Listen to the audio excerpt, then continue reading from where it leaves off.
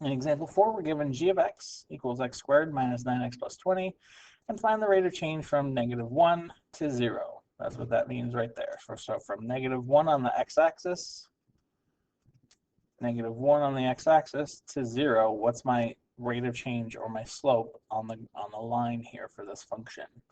All right, so like I said, we're given a graph, and that's our best friend. So we're going to find at -1, which is right here, what is our value for our function? So we got 1, 2, 3, 4, 5, 6, 7, 8, 9, 10, 11, 12. So right there. So the point here is -1 and 12. Now we need to find our value for b at 0, because that's the next spot. We go up, and we see that it's 20. So our point here is 0 and 20.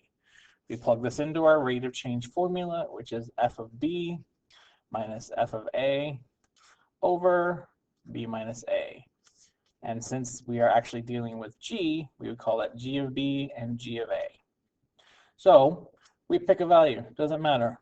Okay, since this is a, we'll plug this in for the a values. This is b, we'll plug this in for the b values. So the function at 0, all right, so we actually have a and then b. We actually get to determine that right there. So from -1 to 0.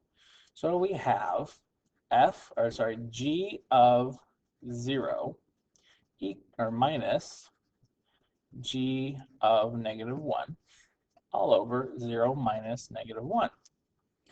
Well, we know what g of 0 is. G of 0 is all the way up here at 20. So we plug in 20 minus, and g of -1 is at 12. And then 0 plus 1. 20 minus 12 is 8 over 1. So our average rate of change here, or we call that our slope, equals 8. The slope is 8, or the rate of change is 8.